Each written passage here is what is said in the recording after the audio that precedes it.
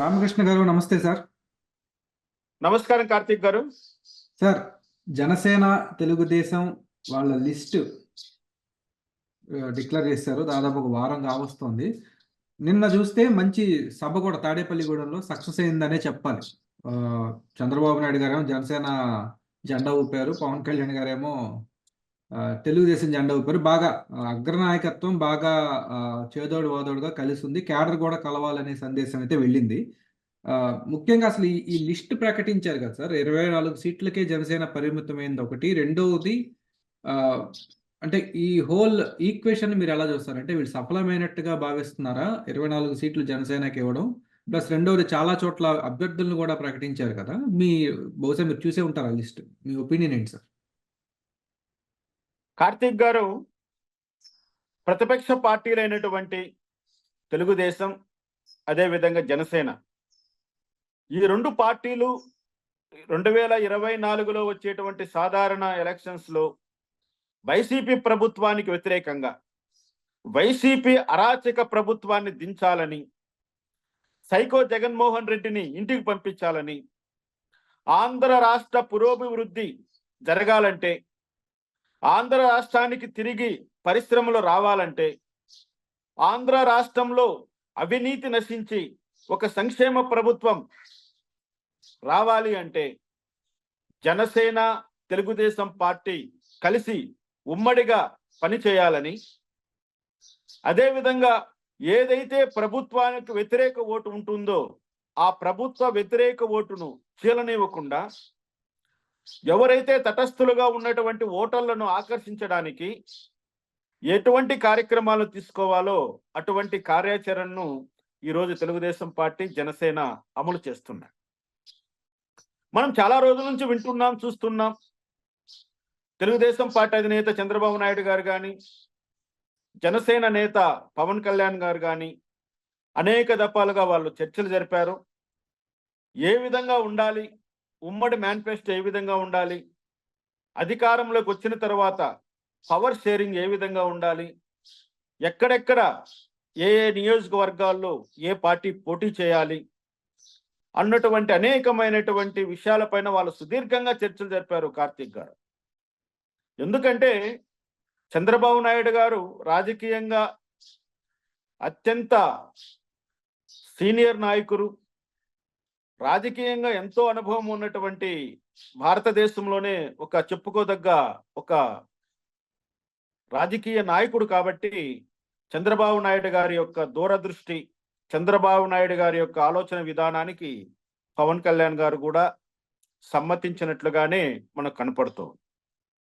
ఎందుకంటే జనసేన వారికి 24 సీట్లు కేటాయించారని అధికార పక్షంలోని చాలా మంది, ముఖ్యంగా రోజా గారు కానీ, ఆ విధంగా కొడాలి నాని కానీ, ఈ కొంత నోటు దురుసు నాయకులు ఈ రాష్ట్రంలో ఉన్నారు కదా, ఆ నోటు దురుసు నాయకులు కొంచెం నోరు పారదేసుకున్న మాట వాస్తవమే. అక్కడ జన సైనికులు కూడా, జనసేనలో ఉన్నటువంటి నాయకులు కూడా 24 సీట్లేనా అంటూ కొంచెం ఆవేదన చెందిన మాట వాస్తవం. హరిరామ జోగయ్య లాంటి కాపు లీడర్లు కూడా దీనిపైన కొంచెం నెగటివ్గానే స్పందించారని మనం చెప్పుకోవాలి. ఏదేమైనప్పటికీ కూడా పవన్ కళ్యాణ్ గారు చాలా స్పష్టంగా ఉన్నారండి.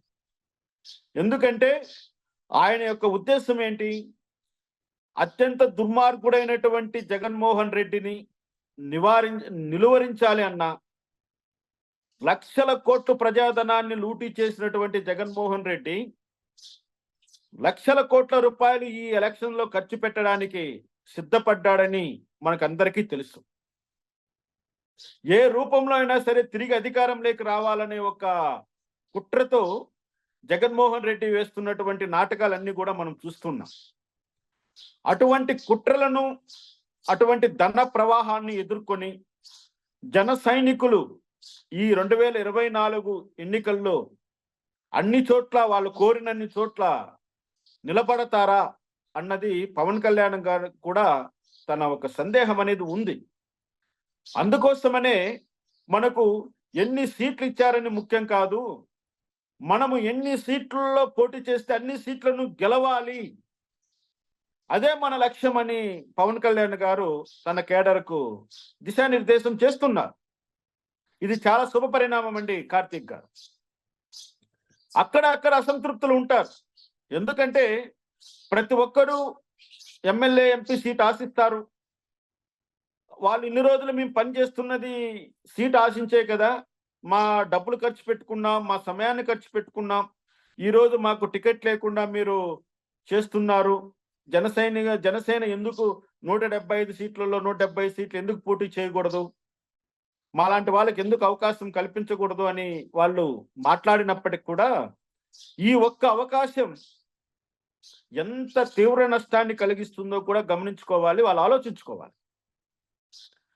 జగన్మోహన్ రెడ్డి ఒక్క ఛాన్స్ అంటే అధికారంలోకి వచ్చి రాష్ట్రాన్ని ఎంత నాశనం చేసేశాడో, ప్రతిపక్ష నాయకుల యొక్క ఆత్మాభిమానాన్ని ఎలా గాయపరిచాడో, ప్రతిపక్షాలు ప్రజాక్షేత్రంలో ఉండేటువంటి ప్రజా సంఘాల వారిని ఏ విధంగా హింసించి, వాళ్ళని ఏ విధంగా కారాగారంలో బంధించి, ఏ విధంగా వారి యొక్క ఆర్థిక మూలాలను ధ్వంసం చేసి వాళ్ళను కోలుకోలేకుండా దెబ్బతీయాలని కుట్ర పన్నినటువంటి జగన్మోహన్ రెడ్డికి ఈసారి ఎలక్షన్లో మనము ఓడించి తీరుతోనే ఈ రాష్ట్రానికి కానీ, ఈ రాష్ట్రంలో ఉన్నటువంటి మిగిలినటువంటి పక్షాలకు కానీ ఒక దారి ఏర్పడుతుందని ఒక నిర్ణయం అయితే చేయడం జరిగింది.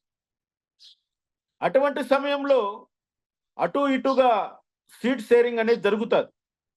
కాబట్టి జన సైనికులు ఇక్కడ ఎవరు కూడా ఆందోళన చెందవలసినటువంటి అవసరం లేదు.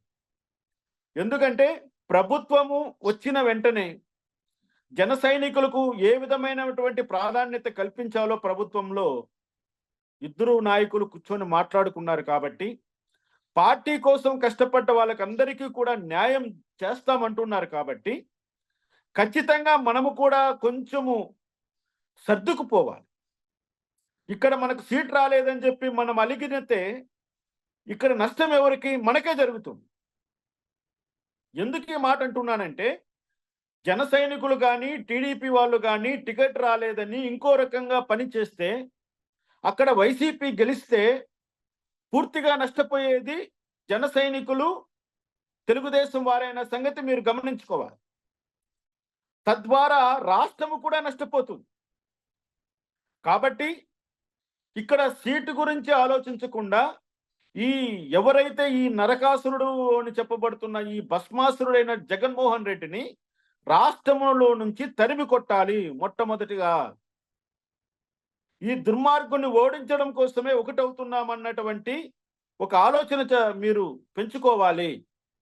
ఈ దుర్మార్గుడి పాలన అంతమొందించిన తరువాత రాష్ట్ర శ్రేయస్సు కోసము, రాష్ట్ర అభివృద్ధి కోసము కష్టపడ్డ వారి యొక్క అందరి సేవలను నాయకులు ఇద్దరు కూడా ఏ విధంగా ఉపయోగించుకోవాలో వాళ్ళు ఆ విధంగా ఉపయోగించుకునే ప్రణాళికను సిద్ధం చేసుకొని ఉన్నారు. కాబట్టి ఎవ్వరూ తొందరపడవలసినటువంటి అవసరం లేదు. ఎవ్వరూ కూడా ఇంకో రకంగా ఆలోచించి వేరొక నిర్ణయం తీసుకోవలసినటువంటి అవసరం కూడా ఇక్కడ కనపడట్లేదు.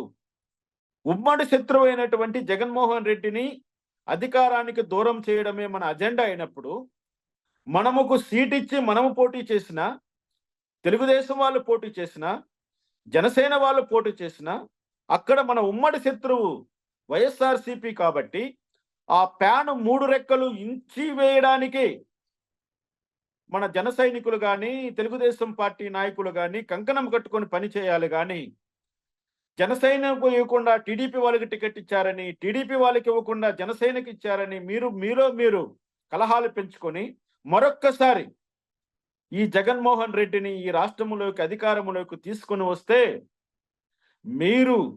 మేము ప్రజా సంఘాల వారు ప్రజాస్వామ్యం పరిడివిల్లాలని కోరుకునే వాళ్ళు, రాజ్యాంగం సక్రమంగా అమలు చేయాలని కోరుకునే వాళ్ళు, లా అండ్ ఆర్డర్ బాగుండాలని కోరుకునే వాళ్ళు, చట్టాలు తన పని తను చేసుకుపోవాలని కోరుకునే వాళ్ళు, పోలీసు, రెవెన్యూ, ప్రభుత్వ ఉద్యోగులందరూ సక్రమంగా పనిచేస్తే బాగుంటుందని కోరుకునే వాళ్ళు అందరము కూడా రాష్ట్రం వదిలి పారిపోవలసినటువంటి పరిస్థితులు వస్తాయి.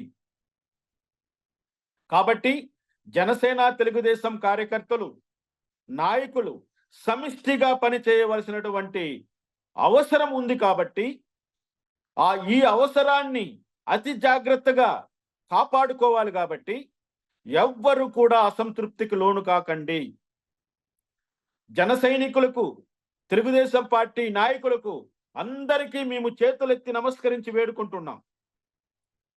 జగన్మోహన్ రెడ్డి అనేటువంటి ఒక వైరస్ ను మనం యాసిడ్ వేసి కడగవలసిన టైం ఆసన్నమైంది.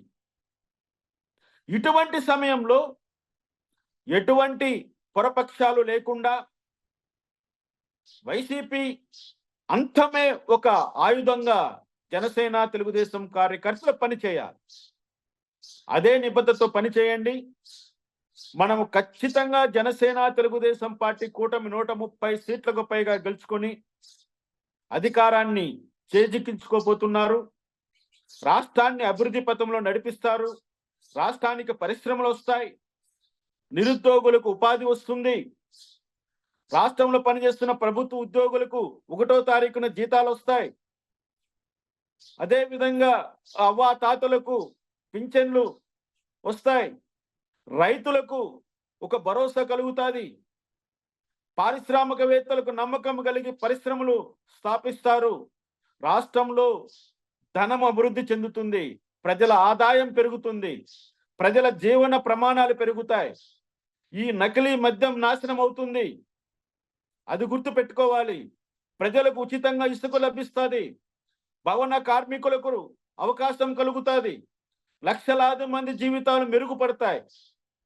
వీటన్నిటినీ గుర్తు పెట్టుకొని జన సైనికులు, తెలుగుదేశం పార్టీ కార్యకర్తలు ప్రజల దగ్గరికి వెళ్ళి ప్రజలను ఒప్పించి వారి యొక్క ఓటును తెలుగుదేశం పార్టీ పోటీ చేసిన చోట సైకిల్ గుర్తుకి, జనసేన పార్టీ పోటీ చేసిన చోట గ్లాస్ గుర్తుకి పడేటట్లుగా కష్టపడి పని చేయాలని, అప్పుడే మన రాష్ట్రం బాగుపడుతుందని, మనమందరికీ మంచి రోజులు వస్తాయని గుర్తుపెట్టుకోవాలని నేను చాలా వినమ్రంగా మనవి చేస్తున్నాను. కార్తిక్ గారు, అందరికీ, తెలుగు ప్రజలకు అందరికీ ధన్యవాదాలు సార్ రామకృష్ణ గారు. దేనికంటే తెలుగు ప్రజలు విజ్ఞతతో ఆలోచించి ఓటు వేయాలని మనస్ఫూర్తిగా కోరుకుందాం అండి. ధన్యవాదాలు.